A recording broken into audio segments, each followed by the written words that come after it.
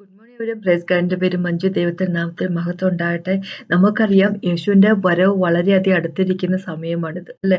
എന്ന് വേണമെങ്കിലും പറയാം, നമ്മളെല്ലാവരും യേശുവിന്റെ ഇമേജിലേക്ക് ട്രാൻസ്ഫോം ചെയ്യപ്പെട്ടവരായിരിക്കണമെന്നാണ് ദൈവം ആഗ്രഹിക്കുന്നത്.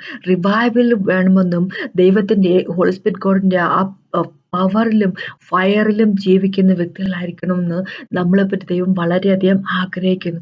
പക്ഷെ നമ്മൾ ഇന്ന് നോക്കുമ്പോൾ, നമ്മുടെ ചർച്ചകളിലേക്ക് നോക്കുമ്പോൾ കാണുന്നത് എന്താണെന്ന് വെച്ചാൽ, മിക്കവാറും ചർച്ചകളൊക്കെ തന്നെ ഒരു ഡ്രൈ ആയിട്ട്, ഒട്ടും ഫയർ ഇല്ലാതെ, ഒട്ടും ഉണർവില്ലാത്ത തരത്തിലുള്ള ചർച്ചകളാണ് ആയിത്തീർന്നിരിക്കുന്നത്. എന്ന് വെച്ച് കഴിഞ്ഞാൽ മിക്ക ചർച്ചകളും പിശാചിന്റെ താവളങ്ങളായി മാറിയിരിക്കുക ചെയ്യുന്നത്. ദൈവമില്ലെങ്കിൽ, ഫയർ ഇല്ലെങ്കിൽ പിന്നെ അവിടെ എന്താണ് നടക്കുന്നത് അല്ലെ? പിശാചിന്റെ താവളങ്ങളായി മാറുകയല്ല ചെയ്യുന്നത്. അപ്പൊ ദൈവം ഉണർവ് കൊണ്ടുവരാൻ മനസ്സുള്ള വ്യക്തികളെ നോക്കി നടക്കുവാണ്. എന്ന് വെച്ച് കഴിഞ്ഞാല് അവര് വഴി ഉണർവ് കൊണ്ടുവരാൻ താല്പര്യമായിട്ട് അല്ലെ, ദൈവത്തിന്റെ ഒപ്പത്തിന് നിന്നുകൊണ്ട് ദൈവത്തിന്റെ വർക്ക് ചെയ്യാൻ വേണ്ടി താല്പര്യമുള്ള മനുഷ്യരെ ദൈവം നോക്കുവാണ്. അത് നമ്മള് ആണെങ്കിൽ പോലും ദൈവത്തിന് താല്പര്യമാണ് അല്ലെ. ആരായാലും കുഴപ്പമില്ല. പക്ഷെ എന്താന്ന് വെച്ച് കഴിഞ്ഞാല് ദൈവത്തിന്റെ കൂടെ നിന്നുകൊണ്ട് ദൈവത്തിന്റെ വർക്ക് ക്യാരി ഔട്ട് ചെയ്യാൻ നമ്മൾക്ക് താല്പര്യമാണെങ്കിൽ നമ്മൾക്ക് വിക്ടറി തരാൻ ദൈവം താല്പര്യപ്പെടുന്നു അല്ലെ. അപ്പൊ ദൈവം ആൾക്കാരെ നോക്കുന്നത് നമ്മൾ മനസ്സിലാക്കുക. അപ്പൊ അത് പാസ്റ്റർമാരായിരിക്കണമെന്ന് നിർബന്ധമില്ല, ആരായാലും കുഴപ്പമില്ല അല്ലെ. ദൈവത്തിന്റെ മക്കളെ പിശാചിന്റെ പിടിയിൽ നിന്ന്, സാത്താന്റെ പിടിയിൽ നിന്ന് വിടുവിക്കാൻ വേണ്ടി നമ്മള് ദൈവത്തോട് നിൽക്കാൻ വേണ്ടി തയ്യാറാണ്. നമ്മളെയും ദൈവം ഉപയോഗിക്കും അല്ലെ. നമ്മളെ റിവൈവലാക്കി ദൈവം മാറ്റും. അപ്പൊ അതിനെപ്പറ്റിയാണ് എനിക്കിന്ന് പറയാനുള്ളത്. മുമ്പോട്ട് പോകുന്ന പ്രാർത്ഥിക്കാം. പ്രാർത്ഥിച്ച ശേഷം നമുക്ക് സംസാരിക്കാം. കർത്താവേ, സമയത്ത് നന്ദി പറയുന്നു കർത്താവ്. Thank you Jesus master. Praise and worship you master. അങ്ങനെ പോൽ ദൈവമില്ല കർത്താവെ. ഞങ്ങളെ ഉണർവിലേക്ക് നയിക്കണമെന്നും കർത്താവ് ഞങ്ങളെ വിടുവിക്കണമെന്ന് ആഗ്രഹിക്കുന്ന ദൈവമാണ്. Thank you Jesus master. Praise and worship you my king. Thank you God almighty master. യേശുവിന്റെ നാമത്തിൽ ഞങ്ങളെ സംസാരിക്കണമേ. യേശുവിന്റെ നാമത്തിൽ ചോദിക്കുന്നു. യേശുവിന്റെ നാമത്തിൽ holy spirit God. Thank you so much. യേശുവിന്റെ നാമത്തിൽ ആമേൻ. നമുക്കിന്ന് സാമുവേലിലേക്ക് പോകാം. 1 സാമുവേലിന്റെ 13 ചാപ്റ്ററും 14 ചാപ്റ്ററിന്റെ 24 വരെയുള്ള വാക്കുകളാണ് ഇന്ന് വായിക്കാൻ താല്പര്യപ്പെടുന്നത്. നമുക്ക് വായിച്ചു പോകുമ്പോൾ സംസാരിച്ചു പോകും. ഇങ്ങനെയാണ് പറഞ്ഞിരിക്കുന്നത്. ശൗൽ രാജാവായപ്പോൾ 30 വയസ്സുള്ളവനായിരുന്നു. നമുക്കറിയാം ശൗൽ എന്ന് പറയുമ്പോൾ സോള് ദൈവത്തിന് ഇഷ്ടപ്പെട്ട ഒരു രാജാവായിരുന്നില്ല. എന്ന് വെച്ച് കഴിഞ്ഞാൽ ഞാൻ എന്താ പറയുക ഉദ്ദേശിച്ചു വെച്ച് കഴിഞ്ഞാല്, സോളിനെ രാജാവാക്കി കൊണ്ടുവരണം എന്നുള്ള ദൈവത്തിന്റെ താല്പര്യപ്രകാരം ഉള്ള കാര്യമായിരുന്നില്ലല്ലോ. സോളിനെ പറ്റി പറഞ്ഞിരിക്കുന്നത് ഇങ്ങനെയാ: അന്നുണ്ടായിരുന്ന ഇസ്രായേലിന്റെ മക്കൾ വെച്ച് ഏറ്റവും ബ്യൂട്ടിഫുൾ ആയിട്ടുള്ള ഒരാള് അല്ലെ. ഈ എന്താ പറഞ്ഞ, അരയ്ക്ക് മുകളിലേക്ക് നല്ല ഹൈറ്റ് ഒക്കെ ആയിട്ടുണ്ടായിരുന്ന, അന്നുള്ളവരിൽ വെച്ച് ഏറ്റവും ഹാൻസം ആയിട്ട് ഉണ്ടായിരുന്ന ആളെന്നാണ് പറഞ്ഞിരിക്കുന്നത്, സോളിനെ പറ്റി പറഞ്ഞിരിക്കുന്നത്. പക്ഷെ ഒരിക്കൽ പോലും ദൈവത്തിന്റെ ഹൃദയത്തിന് പുറകെ നടന്ന വ്യക്തിയെന്നോ ദൈവത്തിന്റെ ഇഷ്ടത്തിന് വേണ്ടി നിന്ന വ്യക്തിയെന്നോ ഒരിക്കൽ പോലും സോളിനെ പറ്റി പറഞ്ഞിട്ടില്ല. കാരണം അദ്ദേഹം അങ്ങനെ ആയിരുന്നില്ല അല്ലെ. അപ്പോ പുറമോടി കണ്ടുകൊണ്ട് മാത്രം അല്ലെ, പുറമോടി മാത്രമേ അദ്ദേഹത്തിന് ഉണ്ടായിരുന്നുള്ളൂ അല്ലെ. ഉള്ളിന്റെ ഉള്ളിൽ വെറുതെ എംപ്റ്റി ആയിരുന്നു അദ്ദേഹം. ഉള്ളിന്റെ ഉള്ളിൽ ഒന്നും തന്നെ ഉണ്ടായിരുന്നില്ല. ദൈവത്തോടുള്ള ഇഷ്ടമൊന്നും ഉണ്ടായിരുന്നില്ല. അപ്പൊ അങ്ങനെയുള്ള ഒരു വ്യക്തിയാണ്. അദ്ദേഹത്തെ ദൈവം തെരഞ്ഞെടുക്കും 30 വയസ്സ് ഉള്ളവനായിരുന്നു. പിന്നെ രണ്ടാമത്തെ വാക്കുകൂടി പറയുവാണ്, ശൗൽ ഇസ്രായേൽ 3000 പേരെ അതിനു മുമ്പ് അവൻ ഇസ്രായേലിൽ 2 സംവത്സരം വാണു. ശൗൽ ഇസ്രായേൽ 3000 പേരെ തിരഞ്ഞെടുത്തു. 2000 പേർ ശൗലോടുകൂടെ മിക്സാമിലും ബെഥേൽ മലയിലും ആയിരുന്നു. ബെഥേൽ മലയിലും 1000 പേർ യോനാഥാനോട് കൂടെ ബെന്യാമിലെ ഗിബിയയിലും ആയിരുന്നു. ശേഷം ജനങ്ങൾ അവരുടെ വീട്ടിലേക്ക് പറഞ്ഞയച്ചു. പിന്നെ യോനാഥാൻ ഗേബയിൽ ഉണ്ടായിരുന്ന ഫിലിസ്ത്യ പട്ടാളത്തെ തോൽപ്പിച്ചു. ഫിലിസ്ത്യർ അത് കേട്ട് എബ്രായർ കേൾക്കട്ടെ എന്ന് പറഞ്ഞു ശൗൽ ദേശത്തെമ്പാടും കാഹളം ഊതി. ശൗൽ ഫിലിസ്ത്യ പട്ടാളത്തെ തോൽപ്പിച്ചു എന്നും ഫിലിസ്ത്യർക്ക് നാറ്റമായി എന്നും ഇസ്രായേലൊക്കെയും കേട്ടിട്ട് ജനം ശൗലിന്റെ അടുക്കൽ ഗിൽഗാലിൽ വന്നു കൂടി. എന്നാൽ ഫിലിസ്ത്യർ ഇസ്രായേലിനോട് യുദ്ധം ചെയ്യുവാൻ 30,000 രഥവും 6,000 കുതിരച്ചേവകരും കടൽപ്പുറത്തെ മണലോളം അസംഖ്യം ജനവുമായി ഒരുമിച്ചുകൂടി. അവർ വന്നു ബേത് ആവേനു കിഴക്ക് മിക്സാമിൽ പാളയം ഇറക്കി. അപ്പോ ഒരു കാര്യം, ഇതാണ് കാര്യം. ഇസ്രായേൽ മക്കളെ ഫിലിസ്ത്യർ അടക്കി വാണുകൊണ്ടിരുന്ന ഒരു സമയമായിരുന്നു. അതിനെപ്പറ്റിയാണ് ഇവിടെ പറഞ്ഞിരിക്കുന്നത്. ഈ ശൗല് 3000 പേരെ ഇസ്രായേലിന്റെ ഇടയിൽ നിന്ന് തിരഞ്ഞെടുക്കും, സ്പെഷ്യൽ ഫോഴ്സ് ആയിട്ട് തിരഞ്ഞെടുക്കുന്നു. 2000 പേര് ശൗലിന്റെ കൂടെയും 1000 പേര് ശൗലിന്റെ മക്കൾ യോനാഥാനോട് കൂടെയും അല്ലെ ഗിബയ എന്നൊരു സ്ഥലത്തായിരുന്നു. ഇത് മിക്സാം എന്ന് പറഞ്ഞ ഗിബയ എന്ന് പറഞ്ഞാലും പിന്നെ എന്താ പറയണ ആ ഫിലിസ്തീന്റെ ഗാരിസൺ അല്ലെ, അവരുടെ ആ ഒരു ചെക്ക് പോസ്റ്റ് അല്ലെങ്കിൽ പട്ടാളത്തിന്റെ പോസ്റ്റ് ഉണ്ടായിരുന്ന ഗേബ എന്ന് പറയുന്നത് എല്ലാം തന്നെ ഇസ്രായേലിന്റെ പാട്ടാണ്, ബെഞ്ചമിൻ ഗോത്രത്തിൽ പെടുന്ന സ്ഥലങ്ങളാണ്. എന്ന് വെച്ച് കഴിഞ്ഞാല് ഫിലിസ്തീയര് ഇസ്രായേലിന്റെ അകത്ത് കയറി പട്ടാളക്കാര് അവരുടെ പോസ്റ്റ് ഉണ്ടാക്കിയിരിക്കുകയാണ്, ഗ്യാരസൺ ഉണ്ടാക്കിയിരിക്കുകയാണ് അല്ലെ. എന്ന് പട്ടാളക്കാരുടെ പോസ്റ്റ് എന്ന് പറയാലോ, അവിടെ കുറെ പട്ടാളക്കാരൊക്കെ ഉണ്ടായിരിക്കും നാടിനെ കൺട്രോൾ ചെയ്യുന്നതിന് വേണ്ടി അല്ലെ. അവര് അടിയന്തരമായിട്ട് അവർക്ക് പട്ടാളത്തിന് ആവശ്യത്തിന് വേണ്ടി ഉപയോഗിക്കുന്നതിന് വേണ്ടി കുറെ പട്ടാളക്കാരെ ഒരു സ്ഥലത്ത് ഇങ്ങനെ പാർപ്പിച്ചിരിക്കുകയാണ്, എപ്പോ വേണമെങ്കിലും ഉപയോഗിക്കുന്നതിന് വേണ്ടി. എന്ന് വെച്ച് കഴിഞ്ഞാൽ ബെഞ്ചമിൻ ഗോത്രത്തിന് ദൈവം കൊടുത്തിരിക്കുന്ന സ്ഥലത്ത് അല്ലെ, ഇസ്രായേലിന്റെ അകത്ത് ദൈവം എന്താ പറയാ അവരുടെ ഇൻഹെറിറ്റൻസ് ആയിട്ട് കൊടുത്തിരിക്കുന്ന സ്ഥലത്ത് അതിന്റെ അകത്താണ് ഈ ഫിലിസ്ത്യന്മാര് കയറി അവരുടെ പട്ടാളത്തിന്റെ പോസ്റ്റ് ഉണ്ടാക്കി വെച്ചിരിക്കുന്നത്, ഗാരസൺ ഉണ്ടാക്കി വെച്ചിരിക്കുന്നത്. ഒന്ന് വിചാരിച്ചു നോക്കിയേ, ദൈവം ഇസ്രായേൽ മക്കൾക്ക് കൊടുത്തിരിക്കുന്ന രാജ്യത്തെ സ്ഥലത്ത്, ദൈവത്തിന്റെ സ്ഥലത്ത് ഫിലിസ്ത്യന്മാര് അല്ലെ എന്ന് വെച്ച് കഴിഞ്ഞാല് ശത്രുക്കള്, ഫിലിസ്തീയ പട്ടാളം എന്ന് പറഞ്ഞ ശത്രുക്കളാണ്, ശത്രുക്കൾ കയറി നിരങ്ങിക്കൊണ്ടിരിക്കുവാന്ന് ചുരുക്കം അല്ലെ. അപ്പൊ അവിടെ അന്ന് ഇസ്രായേൽ രാജാവൊക്കെ ഉണ്ട്, ശൗല് രാജാവായിട്ടൊക്കെ ഉണ്ട്. ശൗല് ഒരു 3000 പേരെ ഇസ്രായേൽ മക്കളുടെ ഇടയിൽ നിന്ന് തെരഞ്ഞെടുക്കുന്നു അല്ലെ, പട്ടാളക്കാരായിട്ട് തെരഞ്ഞെടുക്കുന്നു. 2000 പേരെ അദ്ദേഹത്തിന്റെ ഒപ്പം നിർത്തിയിരിക്കുന്നു മിക്സാമിൽ അല്ലെ, ബദേൽ മലയിലും ആയിരിക്കുന്നു അല്ലെ. ആ 3000 പേരില് 1000 പേര് ശൗലിന്റെ മകനായിട്ടുള്ള ജോനാഥൻ അല്ലെ, യോനാഥാന്റെ കൂടെയും ആയിരിക്കുന്നു അല്ലെ. അപ്പോ ഇതാണ് സിറ്റുവേഷൻ. അപ്പോ യോനാഥൻ ഈ 1000 പേരെയും കൊണ്ട് ചെന്നിട്ട് ആ ഫിലിസ്തീയ പടയില് അവരുടെ പട്ടാളത്തിന്റെ ക്യാമ്പിൽ കയറി അവരെ തോൽപ്പിച്ചു കഴിഞ്ഞപ്പോഴേക്കും ഫിലിസ്ത്യന്മാര് വരുവാണ് ഇങ്ങോട്ട് അല്ലെ. ഫിലിസ്ത്യന്മാര് ഇസ്രായേലിനെതിരായിട്ട് വരുവാണ്. എങ്ങനെ വരുന്നത്? ഒരു 30,000 തേരാളികളും ഒക്കെ ആയിട്ട്, 6000 കുതിരപ്പടയാളികളും ഒക്കെ ആയിട്ട്, നമ്മുടെ എന്താ പറയാ ബീച്ചിലെ കാണുന്ന ആ സാൻഡ് ഉണ്ടല്ലോ, ആ മണല്, അത് എണ്ണാൻ നമുക്ക് പറ്റത്തില്ല, അത്രയധികം പടയാളികളൊക്കെ ആയിട്ട് ഇങ്ങോട്ട് വരുവാണ് അല്ലെ. ഫിലിസ്ത്യര് ദൈവത്തിന്റെ രാജ്യത്തേക്ക് വരികയാണ്. അതാണ് സിറ്റുവേഷൻ അല്ലെ. അപ്പോ ഇനി താഴേക്ക് വായിക്കുമ്പോൾ നമുക്കറിയാൻ പറ്റും, ഇത് ഇവരിങ്ങനെ വരുന്നു എന്ന് കേൾക്കുമ്പോഴേക്കും എന്ത് പറ്റും എന്ന് വെച്ച് കഴിഞ്ഞാല് ഇസ്രായേൽ മക്കള് പേടിച്ചു പോകുന്നു അല്ലെ. പേടിച്ചിട്ട് സകലരും നാനാ വഴിക്ക് അവര് ഓടുകയാണ്. ചിലര് ഗുഹകളിലൊക്കെ പോയി ഒളിക്കുന്നു, ചിലര് എന്താ ചെയ്യുന്ന വെച്ച് കഴിഞ്ഞാല് ഓടാൻ മറികടന്നിട്ട് അവർ ഓടി ഒളിക്കുന്നു. കാരണം ഇവർക്ക് സ്ട്രെങ്ത് ഇല്ല, ഇവരുടെ ഉള്ളിൽ സ്ട്രെങ്ത് ഇല്ല അല്ലെ. ഇവർക്ക് നല്ലൊരു പട്ടാളമില്ല, നല്ല എന്താ പറയാ ഒരു സ്ട്രോങ് അല്ല ഇവരുടെ പട്ടാളം. ആകപ്പാടെ പേടിക്കുന്നു അല്ലെ. ഫിലിസ്ത്യര് ഇവരെ ആകപ്പാടെ കഷ്ടപ്പെടുത്തിക്കൊണ്ടിരിക്കുകയാണ്. 6ാമത്തെ വാക്കോട്ടെ, എന്നാൽ ജനം ഉപദ്രവിക്കപ്പെട്ടത് കൊണ്ട് തങ്ങൾ വിഷമത്തിലായി എന്ന് ഇസ്രായേൽ കണ്ടപ്പോൾ ജനം ഗുഹകളിലും പള്ളക്കാടുകളിലും പാറകളിലും ഗഹ്വരങ്ങളിലും കുഴികളിലും ചെന്ന് ഒളിച്ചു. എബ്രായർ ജോർദാൻ കടന്നു ഗാദേശത്തേക്കും ഗിലെയാദിലും പോയി. ശൗലോ ഗിൽഗാലിൽ താമസിച്ചിരുന്നു. ജനമെല്ലാം പേടിച്ചുകൊണ്ട് അവന്റെ പിന്നാലെ ചെന്നു. അപ്പോ ഇവര് എന്താ പറയുക, പട്ടാളമായിട്ട് വരുന്ന കണ്ടപ്പോ ഫിലിസ്ത്യർ ദൈവത്തിന്റെ രാജ്യമായി ഇസ്രായേലിന്റെ അകത്തോട്ട് അവിടെ പട്ടാള ക്യാമ്പും പട്ടാളവും ഒക്കെ ആയിട്ട് കയറി വരുന്നത് കണ്ടു കഴിഞ്ഞപ്പോ ആൾക്കാർ വെപ്രാളപ്പെട്ടു. കാരണം അവര് ഓൾറെഡി ഫിലിസ്റ്റീൻസ് കണ്ടമാനെ കഷ്ടപ്പെടുത്തുന്നുണ്ടായിരുന്നു അല്ലെ. അത് പിന്നെ ആകപ്പാട് 3000 പേരാണ് എന്താ പറയുക സ്പെഷ്യൽ ഫോഴ്സ് ആയിട്ട് സോളിന്റെ കൂടെ ശൗലിന്റെ കൂടെ ഉള്ളത്. ഇതെല്ലാം കൂടെ കണ്ടു കഴിഞ്ഞപ്പോഴേക്കും എന്താ പറയുക, ഒരു ധൈര്യമില്ലാത്ത ദൈവത്തിന്റെ മക്കള് അങ്ങോട്ടും ഇങ്ങോട്ടും ഓടി ഒളിക്കുന്ന ഒരു കാഴ്ച ഇവിടെ പറഞ്ഞിരിക്കുന്നു അല്ലെ.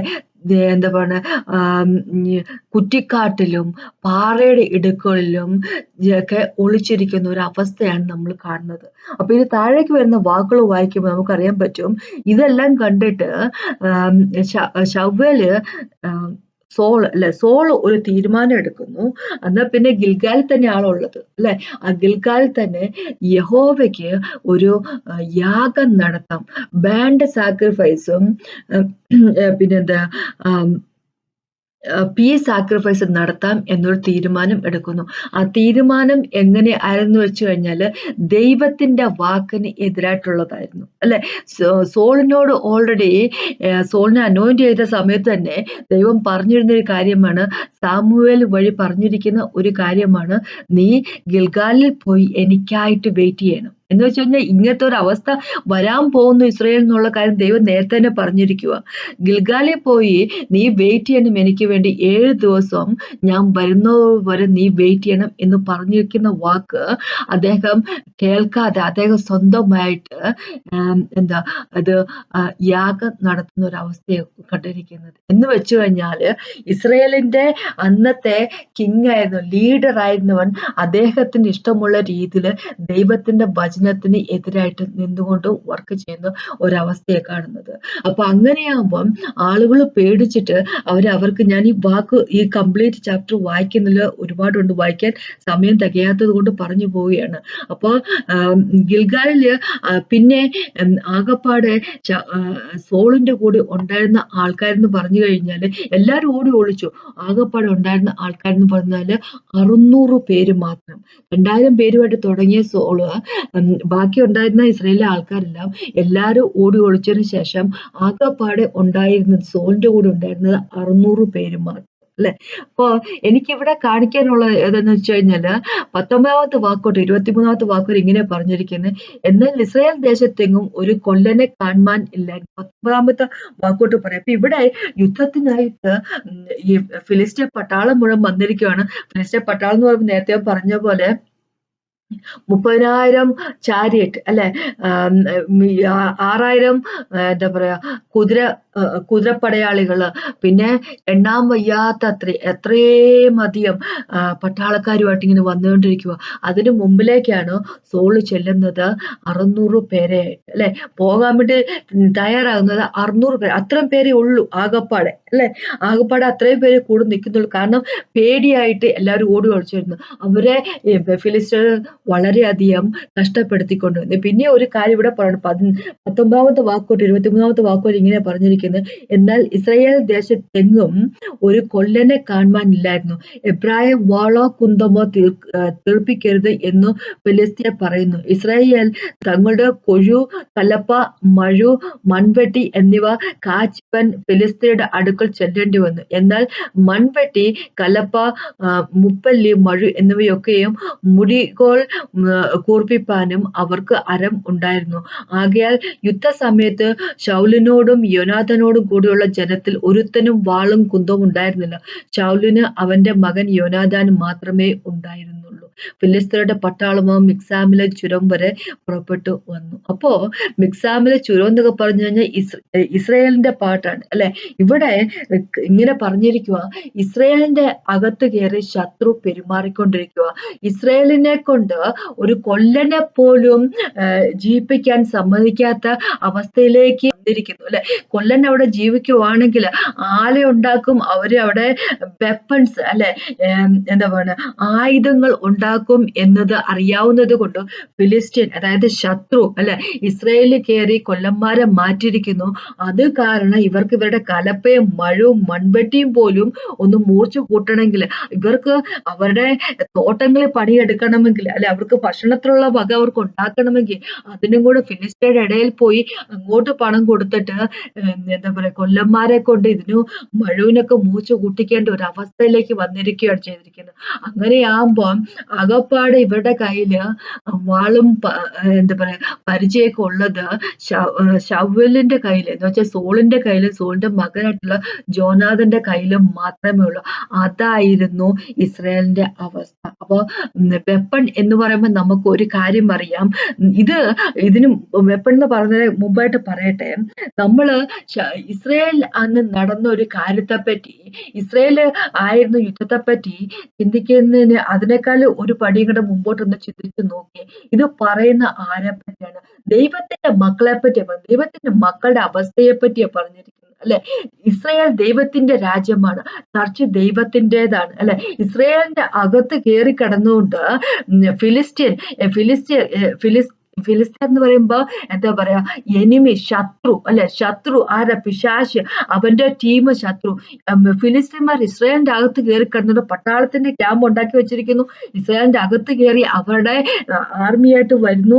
എന്നാല് നോക്കി, ഇസ്രായേലിന്റെ അന്നത്തെ രാജാവായിരുന്ന ആദ്യത്തെ രാജാവായിരുന്ന ശൗല് ദൈവത്തിന്റെ വചനം കേൾക്കാതെ ദൈവം പറയുന്നതിന് എതിരായിട്ട് നിന്നുകൊണ്ട് തന്റെ ഇഷ്ടത്തിന് പ്രകാരം ചെയ്യുന്ന ഒരു കാഴ്ചയെ കാണുന്നു അല്ലെ.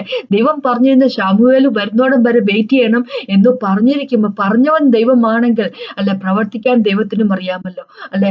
അതുപോലും നോക്കാതെ ശമൂവേലിന് 7 ദിവസം കാത്താന്ന് ശമൂവേൽ വരുന്നതെന്ന് പറഞ്ഞുകൊണ്ട് സ്വന്തം ഇഷ്ടത്തിന് പ്രകാരം മുമ്പോട്ട് പോകുന്ന ഒരു കാഴ്ചയെ കാണുന്നത്. അതുകൊണ്ട് തന്നെ എന്താ പറയാ, അന്നത്തെ ഒരു അവസ്ഥ നോക്കുമ്പോ, ദൈവമക്കളുടെ ഇടയ്ക്കുള്ള ഒരു അവസ്ഥ നോക്കുമ്പോ അവിടെ അവർക്ക് ആയുധമില്ല കയ്യിൽ എന്നുള്ളൊരു അവസ്ഥയിലേക്ക് വന്നിരിക്കുന്നു. ഒന്ന് വിചാരിച്ചു നോക്കിയേ, ഇത് പറയുന്നത് ചർച്ചിനെ പറ്റിയല്ല പറഞ്ഞിരിക്കുന്നത് അല്ലെ.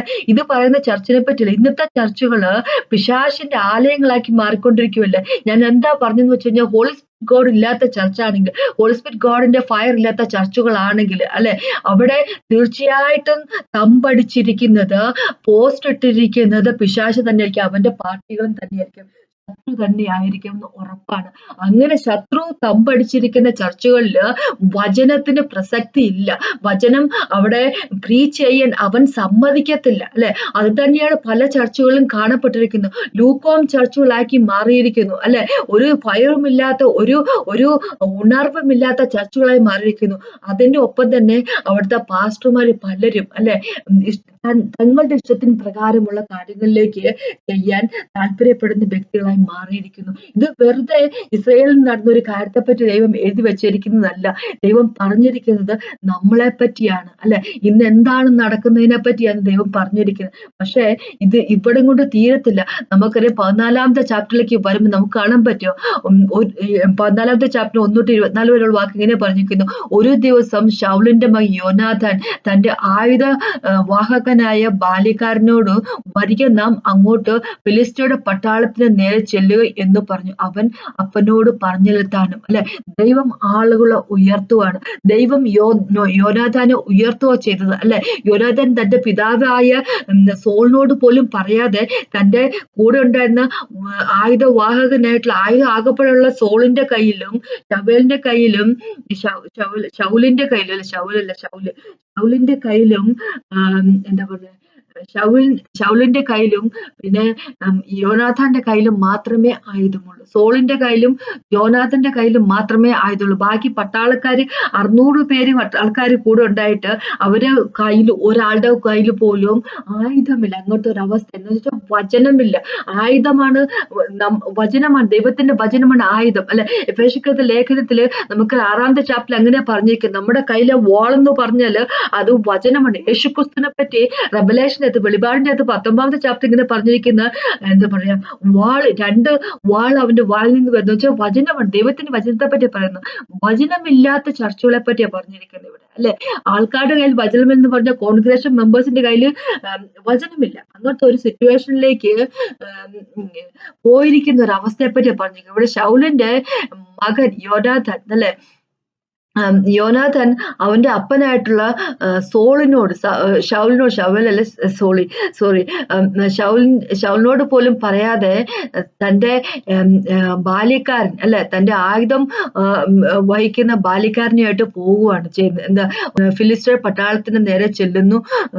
അവിടെ ഇനി യോനാഥാൻ ഫിലിസ്തീനയുടെ പട്ടാളത്തിന് നേരെ ചെല്ലുവാൻ 4ാമത്തെ വാക്കോട്ട് വായിക്കുക. ഫിലിസ്തീനയുടെ പട്ടാളത്തിന് നേരെ ചെല്ലുവാൻ നോക്കിയ വഴിയിൽ ഇരുപുറവും അപ്പുറവും കടുംതൂക്കായ ഓരോ പാറകൾ ഉണ്ടായിരുന്നു. ഒന്നിനു ബോസേസ് എന്നും മറ്റൊന്നിനു സെനെ എന്നും പേര്. ഒരു വടക്കുവശം മിക്സാമിന് മുഖമായി, ഒന്നും വടക്കുവശം മിക്സാമിന് മുഖമായും മറ്റേത് തെക്കുവശം ഗിബിയയ്ക്ക് മുഖമായും തൂക്കെ നിന്നിരുന്നു. യോനാഥാൻ തന്റെ ആയുധ വാഹകനായ ബാലിക്കാരനോട്, വരിക, നമ്മുടെ ഈ അഗ്രചർമ്മികളുടെ പട്ടാളത്തിന് നമുക്ക് ഈ അഗ്രചർമ്മികളുടെ പട്ടാളത്തിന് നേരെ ചെല്ലാം. പക്ഷെ യഹോവ നമുക്ക് വേണ്ടി പ്രവർത്തിക്കും. അധികം കൊണ്ടോ അല്പം കൊണ്ടോ രക്ഷിക്കാൻ യഹോവയ്ക്ക് പ്രയാസമില്ലല്ലോ എന്ന് പറഞ്ഞു. ആയുധവാഹകൻ അവനോട്, നിന്റെ മനസ്സ് പോലെ ഒക്കെയും ചെയ്യുക, നടന്നുകൊള്ളുക, നിന്റെ ഇഷ്ടം പോലെ ഞാൻ നിന്നോട് കൂടെ ഉണ്ട് എന്ന് പറഞ്ഞിരിക്കുന്നു. അപ്പൊ ആരോടും പറയാതെ ജോനാഥൻ ഇറങ്ങി പുറപ്പെടുകയാണ് ചെയ്തിരിക്കുന്നത്. അവന്റെ ആർമർ ബെയർ ആയിട്ടുള്ള ചെക്കനെ വിളിച്ചുകൊണ്ട് അല്ലെ 2 എന്താ പറയുക ക്ലിഫുകൾ അല്ലെ പാറയിടുക്കുകളൊക്കെ താണ്ടി അപ്പുറത്തേക്ക് പോകും. അപ്പൊ ഇതാണ് അദ്ദേഹത്തിന്റെ എന്താ പറയുക ഒരു കോൺഫിഡൻസ്. പറഞ്ഞു കഴിഞ്ഞാല് കുറച്ചു പേരെ കൊണ്ടോ കൂടുതൽ ആൾക്കാരെ കൊണ്ടോ ദൈവത്തിന് യഹോവയ്ക്ക് നമുക്ക് വിക്ടറി തരാൻ സാധിക്കും അല്ലെ. അങ്ങനെ അദ്ദേഹം നുഴഞ്ഞു കയറി അല്ലെ വലിഞ്ഞു കയറി പാറയുടെ പൊക്കത്തിൽ എത്തുന്നു. എന്നിട്ട് ഇങ്ങനെ 8ാമത്തെ വാക്ക് പറഞ്ഞു, അതിന് യോധന് 7ാമത്തെ വാക്ക് പറയാം, ആയുധവാഹകൻ അവനോട്, നിന്റെ മനസ്സ് പോലെ ഒക്കെയും ചെയ്യുക, നമുക്ക് നടന്നുകൊള്ളുക, നിന്റെ ഇഷ്ടം പോലെ ഞാൻ നിന്നോട് കൂടെ ഉണ്ടെന്ന് പറഞ്ഞു. അതിന് യോനാഥാൻ പറഞ്ഞത്, നാം അവരുടെ നേരെ ചെന്നു അവർക്ക് നമ്മെ തന്നെ കാണിക്കാം. ഞങ്ങൾ നിങ്ങളുടെ അടുക്കൽ വരുവോളം നിൽപ്പിൻ എന്ന് അവർ പറഞ്ഞാൽ നാം അവരുടെ അടുക്കൽ കയറി പോകാതെ നിന്നിട്ട് തന്നെ നിൽക്കണം. ഇങ്ങോട്ട് കയറി വരുവൻ എന്ന് പറഞ്ഞാൽ നമുക്ക് കയറി ചെല്ലാം. യഹോവ അവരെ നമ്മുടെ കയ്യിൽ ഏൽപ്പിച്ചിരിക്കുന്നു എന്നതിന് ഇത് നമുക്ക് അടയാളം ആയിരിക്കും. ഇങ്ങനെ അവർ ഇരുവരും ഫിലിസ്ത്യരുടെ പട്ടാളത്തിൽ തങ്ങളെ തന്നെ കാണിച്ചു. ഇതാ എബ്രായർ ഒളിച്ചിരിക്കുന്ന പൊത്തുകളിൽ നിന്ന് പുറപ്പെട്ടു വരുന്നു എന്ന് ഫിലിസ്ത്യർ പറഞ്ഞു. പട്ടാളക്കാർ യോനാഥാനോടും അവന്റെ ആയുധവാഹകനോടും, ഇങ്ങോട്ട് കയറി വരുവൻ, ഞങ്ങൾ ഒന്ന് കാണിച്ചു തരാം എന്ന് പറഞ്ഞു. അപ്പോൾ യോനാഥാൻ തന്റെ ആയുധവാഹകനോട് പറഞ്ഞു, പിന്നാലെ കയറി വരിക, യഹോവ അവരെ ഇസ്രായേലിന്റെ കയ്യിൽ ഏൽപ്പിച്ചിരിക്കുന്നു എന്ന് പറഞ്ഞു. അങ്ങനെ യോനാഥാനും അവന്റെ പിന്നാലെ ആയുധവാഹകനും തത്തിപ്പിടിച്ചു കയറി. അവൻ യോനാഥാന്റെ മുമ്പിൽ വീണു. ആയുധവാഹകൻ അവന്റെ പിന്നാലെ കൊന്നുകൊണ്ടു നടന്നു. യോനാഥാനും ആയുധ വാഹനം ചെയ്തു. ഈ ആദ്യ സംഹാരത്തിൽ ഒരു കാണി നിലത്തിലെ പാതി നിലത്തിനകം 20 പേർ വീണു. പട്ടാളത്തിലും പോർക്കളത്തിലും സർവ്വജനത്തിലും നടുക്കമുണ്ടായി. പട്ടാളവും കവർച്ചക്കാരും കൂടെ വിറച്ചു, ഭൂമി കുലുങ്ങി, വലിയൊരു നടുക്കം ഉണ്ടായി. അപ്പോൾ ബെന്യാമിലെ ഗിബിയയിൽ നിന്ന് ശൗലിന്റെ കാവൽക്കാർ നോക്കി പുരുഷരും ചിന്നി അങ്ങുമിങ്ങും ഓടുന്നത് കണ്ടു. താഴത്തേക്ക് വരുവാണ്.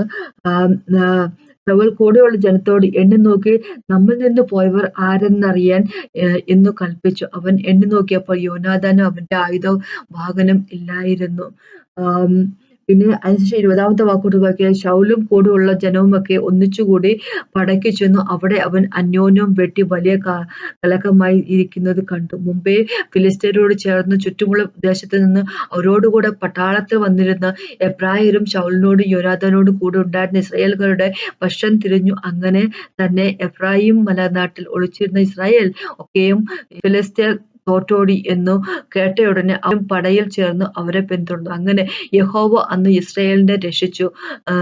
പട ബേത് അവൻ വരെ പരന്നു. അപ്പോ എന്താ ഞാൻ പറയാൻ ഉദ്ദേശിച്ചെന്ന് വെച്ച് കഴിഞ്ഞാല്, ഇന്നത്തെ ചർച്ചിന്റെ കാര്യങ്ങൾ എടുത്ത് നോക്കുമ്പോൾ നമുക്കറിയാം പല ചർച്ചുകളും പിശാചിന്റെ ക്യാമ്പുകളായി മാറിയിരിക്കുക. പക്ഷേ ദൈവം ഇവിടെ യോനാഥാനെ ഉയർത്തിയതുപോലെ ദൈവം നോക്കുവാണ്. ആരെങ്കിലും ദൈവത്തിന്റെ ഒപ്പം നിൽക്കാൻ ഉള്ളവർ ഉണ്ടാകുമോ അല്ലെ? പാസ്റ്റർമാരായിരിക്കണം നിർബന്ധമില്ല അല്ലെ. നമുക്കറിയാം ഇസ്രായേലിന്റെ മക്കളുടെ കൂടെ അന്ന് നിന്നത് ശൗലല്ല അല്ലെ, ഉം, സോൾ അല്ല. സോളായിരുന്നു ശരിക്കും പറഞ്ഞ രാജാവ്. സോളായിരുന്നു അവിടുത്തെ കിങ്. അയാളാണ് കൂടെ നിൽക്കേണ്ടിയിരുന്നത്. അദ്ദേഹമാണ് ഇസ്രായേലിന് വിക്ടറി കൊണ്ടുവരേണ്ടിയിരുന്ന ആള്. പക്ഷേ അവിടെ ദൈവം ജോനാഥനെ ഉയർത്തുന്നു അല്ലെ. ജോനാഥൻ മുന്നിട്ട് നിൽക്കാൻ വേണ്ടി തയ്യാറായിരുന്നപ്പോൾ അല്ലെ, എന്ത് വന്നാലും കുഴപ്പമില്ല, ചത്താ ചത്ത് അല്ലെ, അവരെന്നെ കൊന്നാലും കുഴപ്പമില്ല എന്നൊരു ഒരു ആറ്റിറ്റ്യൂഡുമായിട്ട് എങ്ങനെയായാലും വേണ്ടില്ല, ദൈവത്തിന്റെ മക്കളെ എന്താ പറയാ പീഡിപ്പിക്കാൻ വേണ്ടി ഫിലിസ്തർക്ക് എന്ത് അവകാശം എന്നുള്ള തീരുമാനവുമായിട്ട് അല്ലെ, എനിക്ക് എന്റെ ദൈവം എനിക്ക് എന്താ പറയാ വിക്ടർ തരും എന്നുള്ളൊരു ഉറച്ച വിശ്വാസത്തോടുകൂടി ജോനാഥൻ മുമ്പോട്ട് പുറപ്പെട്ടപ്പോൾ ദൈവം കൂടെ നിൽക്കാൻ താല്പര്യപ്പെട്ടു അല്ലെ. ദൈവം അന്ന് എത്കിക്കായിട്ടൊക്കെ ഇസ്രായേലിന് എന്താ പറയുക വിക്ടർ കൊടുക്കുക തന്നെ ചെയ്തു അല്ലെ. അവരുടെ ക്യാമ്പിൽ, ഫിലിസ്റ്റേ ക്യാമ്പിൽ കൺഫ്യൂഷൻ ഉണ്ടായി. അവർ അങ്ങോട്ടും ഇങ്ങോട്ടും വെട്ടാനും കൊല്ലാനും തുടങ്ങി അല്ലെ. ആകപ്പാടെ പ്രശ്നമായി. പക്ഷെ ജോനാഥൻ മുമ്പോട്ട് കാലെടുത്ത് വെച്ചപ്പോൾ അല്ലെ, ദൈവത്തിനോട് നിൽക്കാൻ, ദൈവത്തിന്റെ മക്കളിന് വേണ്ടി നിൽക്കാൻ വേണ്ടി താല്പര്യപ്പെട്ടപ്പോൾ ദൈവം എന്ത് ചെയ്തെന്ന് വെച്ചാൽ ജോനാഥന്റെ കൂടെ നിന്നുകൊണ്ട് തന്നെ വർക്ക് ചെയ്യുക തന്നെ ചെയ്തു അല്ലെ. ഇസ്രായേലിനെ അന്ന് രക്ഷപ്പെടുത്തി ദൈവം. അപ്പൊ ഇത് തന്നെയാണ് ദൈവം നമ്മളോട് പറഞ്ഞിരിക്കുന്നത് അല്ലെ.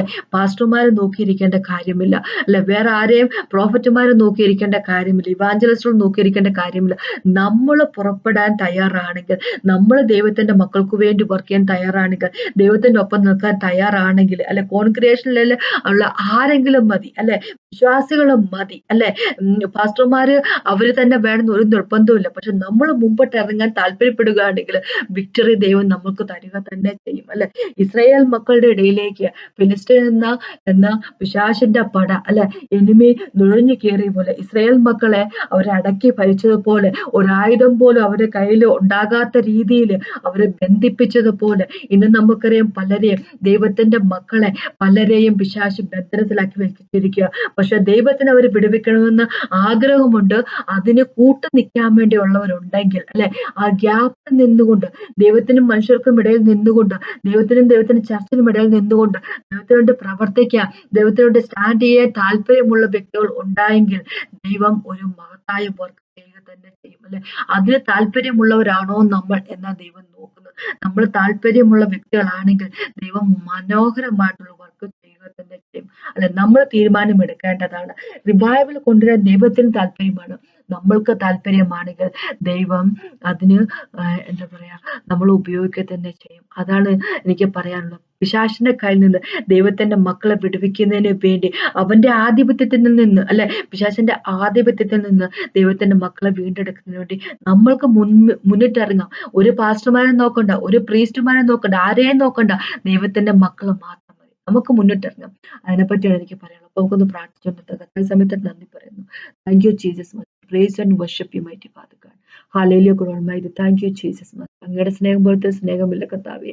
ഞങ്ങളെ ഉപയോഗിക്കുമെന്നുള്ള നന്ദി പറയുന്ന കർത്താവ്, ഞങ്ങളെ വീണ്ടെടുത്തതിന് നന്ദി പറയുന്ന ഞങ്ങളുടെ രക്തം കൊണ്ട് കർത്താവെ, റിവൈവ് ചെയ്യുന്നതിനായിട്ട് നന്ദി പറയുന്നു. Thank you Jesus. കർത്താവെ, ഞങ്ങൾ തയ്യാറാണ് കർത്താവെ. കർത്താവെ, അങ്ങാൽ ഉപയോഗിക്കപ്പെടുന്നതിന് വേണ്ടി റിവൈവ് ചെയ്യണമെന്ന് അപേക്ഷിക്കുന്നു. റിവൈവലിനായിട്ട് ഞങ്ങൾ ഉപയോഗിക്കണം എന്ന് അപേക്ഷിക്കുന്നു. ഇന്ന് കേട്ട ദൈവത്തിനകത്ത് മാത്രം